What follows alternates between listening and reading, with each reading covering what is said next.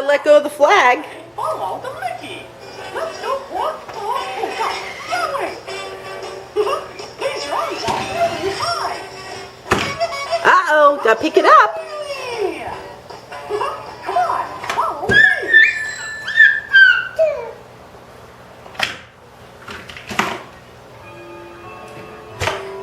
Are you gonna turn around the other way and let him go? Flag to keep on riding. Let's go for a silly cycle ride. Come on. Let's go find our friends. Yeah. What happened to him? Are you gonna go get it?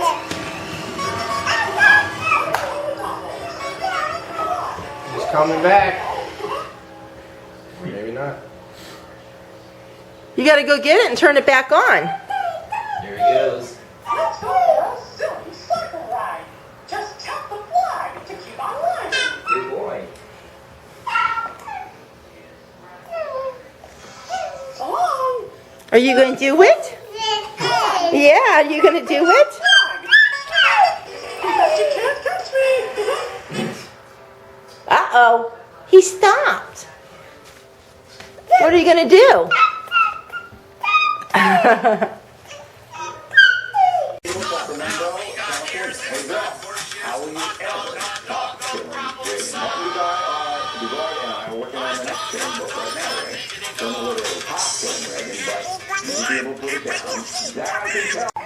Say good morning. You ready to get out of your chair? We're all cleaned up? All cleaned up? We have bananas and we had Lucky Charms. All right, let's get out. Say hello. Say hello. We're going to go outside and we're going to go show you the dumpster. I didn't show that yesterday because I really didn't record yesterday. Did I? I don't think so. Because I was finishing cleaning out the basement. We cleaned the basement a little bit on Wednesday night and then finished up yesterday. And so now I'll show you the dumpster. We are full all the way to the top. Alrighty then, so we found some oil in the shed in this white bucket, and Adam's got to transfer it to this one and go take it to the mechanic, and he recycles it, so we'll get that out. And I stuck 3 of these containers out in my shed to hold Christmas decorations. Here I have stacked up, I think I counted them, there's like 13 containers, and I'm going to call my garbage people, see if they'll take it on Tuesday. But look at that. Oh my goodness. Oh my goodness. Lots of junk. Look at that. We even have Brian's old drum set in there. So, filled all the way to the top. And here's Uncle Brian's Subaru. And Uncle Adam, his car is over there. And I thought he was going to work. Maybe he's working late today. I don't know. So, anyway, it's a beautiful fall day. And so now I like having a clean garage, a clean shed, and I like having a clean basement. The basement's not completely finished yet, though. I still have 3 headboards from twin beds that we brought with us. We should have thrown them out. And I have a big cot that, it's kind of like a bed, but it's a cot. I'm going to throw that out because it's broken. I couldn't fit anything else out in that shed. And then there's, I think 2 or 3 more containers downstairs that have things that need to be tossed. But I figure if we can behave ourselves and only load this garbage can up with, and one garbage can holds like garbage, you know, from the kitchen, you know, your kitchen garbage can and that. We have to use the other one out here when we start, you know, throwing stuff away. And that's what my goal is to do that over the next couple weeks. Hopefully just kitchen garbage will go with the garbage can in here. And that one I can throw those containers away. And then there's a few boxes downstairs that I think I have some of Carly's old clothes. Matter of fact, they're so old, we brought them with us from Illinois. So they're like over a decade old. But that's okay. You go to these recycling places and they take them because they recycle the clothing, the material part of it, to do more clothes than that. So anyway, next weekend, that's our goal, is to go through those boxes, bag everything up. We're going to take it to a recycling center, and then everything in the basement should be squared away, except for I got a treadmill down there that doesn't work. And again, it was broken before we came here. Why did we bring something broken with us? I don't know. Ask my husband. But anyway, I gotta call somebody, like, you know, those junk people that will come and just, you know, pick up a couple things. I gotta find somebody that will come and get the treadmill. And then, yeah, then the basement will be totally cleared out.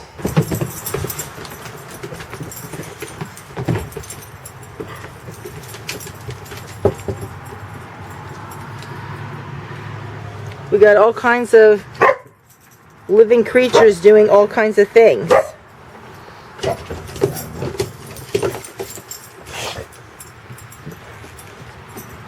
Lacey wants to play, but she keeps going to the older girls that have leg issues. Lacey, if you're going to want to do that, play with Ellie. What are you doing with your chair? What are you doing with your chair?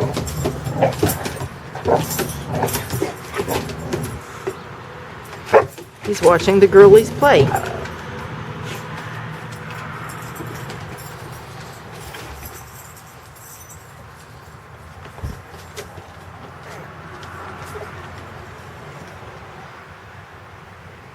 Where'd they go? Did they go to the yard? If you will start oh, bless you. If you'll start walking without holding on to everything, you could go out to the yard too. We still need assistance. Is that Thomas?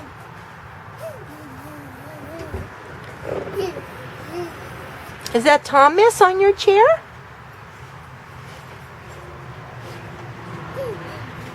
Say, it's a pretty morning outside. Now, looking outside here, you can see a lot of the branches here that don't have, they just look like sticks. And it's the same on our plum trees over here, where the beetles, they ate all of the leaves off. And those of you, oh, you lost your sock. Where is it? There it is. Our neighbors that have the real pretty cherry tree, let me grab him here. Those of you that you watched my channel for, you know, a while now, you know my neighbors have a really pretty cherry tree. And in the summer, I mean in the spring when it blooms, I always go over there and show you guys the tree. So let me zoom in for you. It's this tree right here. And you see how it has absolutely no leaves on it? It has no leaves on it because the beetles attacked their tree so bad, they ate all of the leaves. See here on my plum trees, they ate a lot of the leaves, but they left some of them on. The same thing here. See all the, you can see like the sticks just sticking out everywhere? Well, we won't be getting any leaves on those branches next year. They're completely dead because some of them were like that this spring from last year when the beetles attacked it, and nothing came back. So I got to get a tree service out here, and even up there, that they're going to have to prune all of that away because no leaves will ever grow back on there. Because when those beetles attack, I mean, they eat all the way down. So like, you know, like no buds can come back out to grow more leaves. And yeah, they completely devoured the leaves off of that cherry tree over there. I mean, I don't even see not one leaf on that tree. I mean, they wiped that tree out. And, you know, obviously if no leaves grow back on, we'll see what happens in the spring. But if it's like my myrtle trees there and no leaves come back on, that's going to end up being a dead tree. And that kind of upsets me. I mean, beetles are part of nature, but it upsets me because from my kitchen window right there, I used to be able to just look outside and see that beautiful, gorgeous cherry tree. But what are you going to do? So it's a nice day today. You can't see smear marks again. This has to be Brian when he comes in late at night. I got to clean all of this today, but the glass is too cold right now because it's chilly this morning. And today what I need to do, I need to give my mums a little drink of water. And my flag out here and my flag out back, I'm going to put flags away because you know, it's autumn, getting ready to go into very cold weather. It's going to be really cold here this weekend. We're supposed to have our first frost this weekend. And,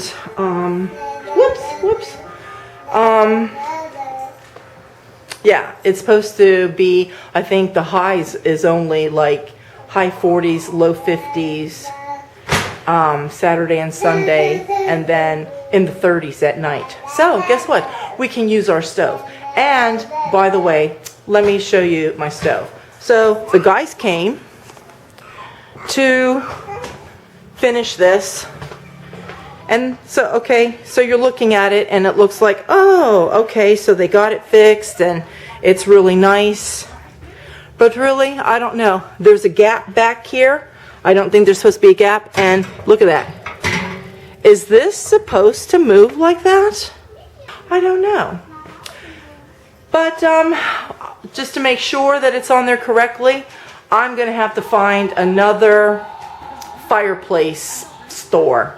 You know, where they sell wood stoves and pellet stoves and that. I got to find another Fireplace store. And I need to have somebody to come out here and to look at it. And if it's not on there right, then I have to have them fix it, which means paying more money. And I'm not saying this to gloat. I'm saying this a little bit as a word of caution for you, my viewers. Be very, very careful when you are going to have any projects done at your house, and it's going to cost you a lot of money. And even if you're going to use people that you've dealt with in the past, like my chimney sweeps, and they have, you know, like their own business where they sell the stoves and all of this stuff. They do installations. They build alcoves. If we would have gotten the alcove built just to have the wood stove instead of the pellet stove. I talked about that before. But they do all of this. In addition to being chimney sweeps, cleaning out your chimney. And they've been my chimney sweep for the last 3 years. And we're not using them anymore after all of this because you guys have heard the nightmare story, the fiasco that we've been through with that. Plus, still, I don't think that that's right. I don't think that that thing is supposed to be moving. It should be flushed and on there because I think it's supposed to be bolted. Like they should have drilled holes and put whatever into the tile and had it stick there. And it's not like that, and it's loose. You shouldn't be able to just go and wiggle that. But anyway, that right here, what you're looking at, that was $8,000. I think the stove was like $3,500, but then you have to pay for the pipe that goes up the chimney, their labor. They had to tear out all the lining that was in there. We got to get a new chase at the top, buying the surround, buying the logs that go in there, and that sort of thing. All of that added up, and it added up to $8,000. And they gave us the runaround, so we weren't happy about that. They messed the mantle up, we showed you. We're not happy about that. We're not happy about the fact that we're going to have to call somebody out here, and if that is not on there correctly, we're having now to see to pay somebody else to fix what they didn't do right. You know what I'm saying? And so the thing is, when you think that you trust somebody, especially, oh, they've done work for me before in the past, you know, I don't know. Sometimes they might not know how to do everything is my whole point. Come on in, Lacey, come on in. And I don't know. I would research it. And I would find people, now these guys, you know, oh, we've been doing this for 11 years. Well, I'm more comfortable with people that say, oh, I've been doing this 15, 20 years, 25 years. I'm more comfortable with people like that.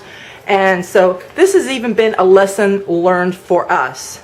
You can't just trust people, even people that you have known for several years who have done work for you. See, they've cleaned out my chimney, but I've not seen anything that they have done where they did things themselves by putting stoves in. that sort of thing. I should have researched it a little bit, so it's a little bit my fault too. But anyway, it is what it is, and we just learn things in life, don't we? And so now, you guys, my house. Look at my house.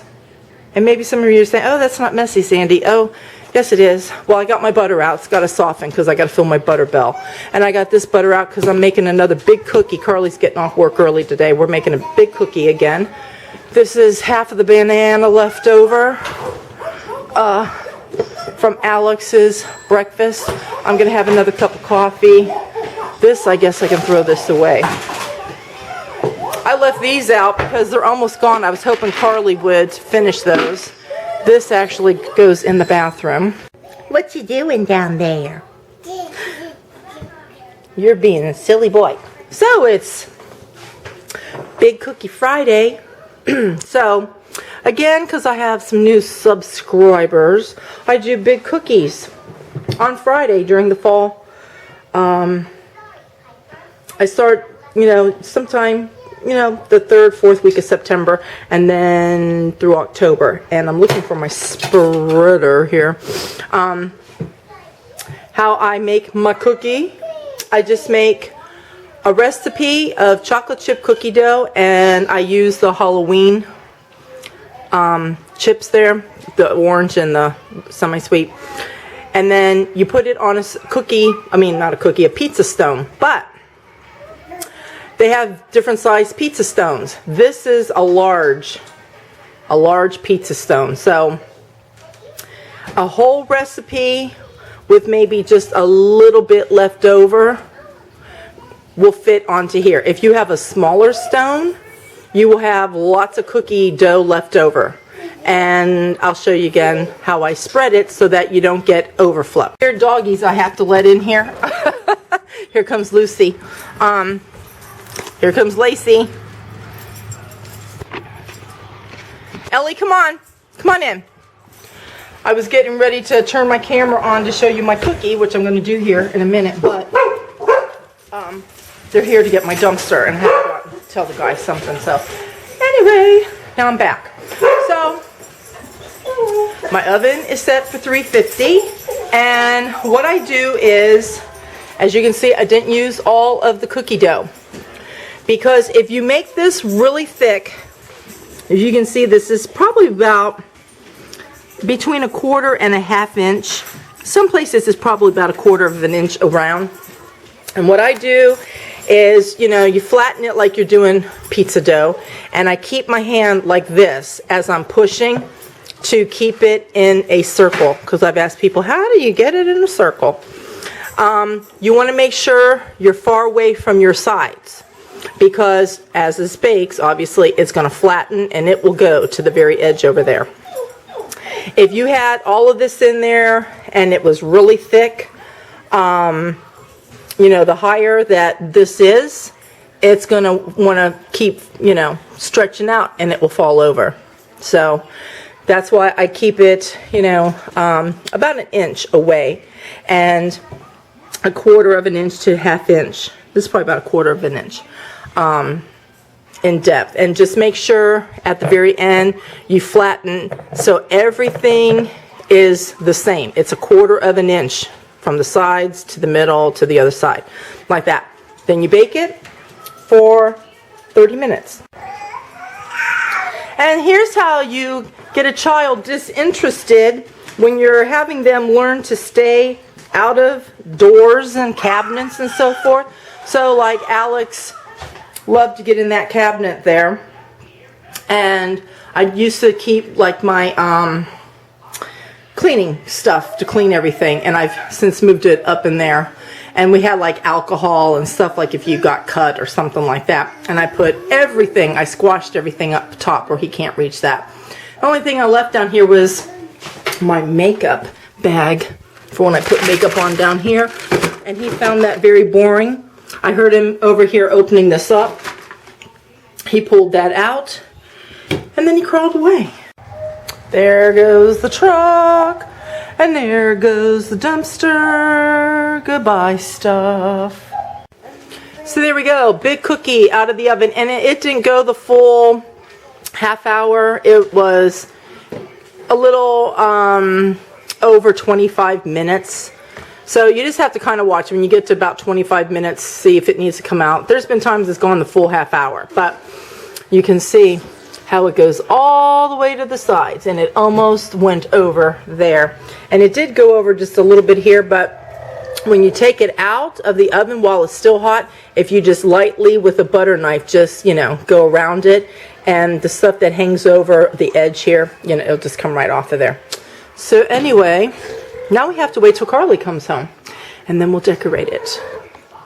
Okay, when your cookie comes out of the oven, give it a couple minutes to cool. You don't want to do it when it's really hot.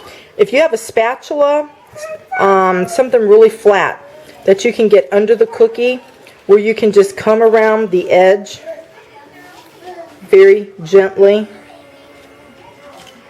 because you don't want to mess that up. This will keep the cookie. And the reason why I like using this icing spatula, because see, you can stick that all the way and it's going underneath the cookie there.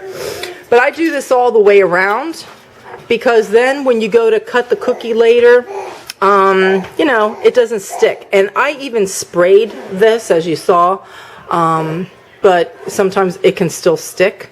And the reason why is because you're pushing, you know, the cookie dough down when you're, you know, making it. So if you just do that, if you have one of these things, that keeps it from sticking. Big cookie is done. Happy autumn! See you guys next time. Bye.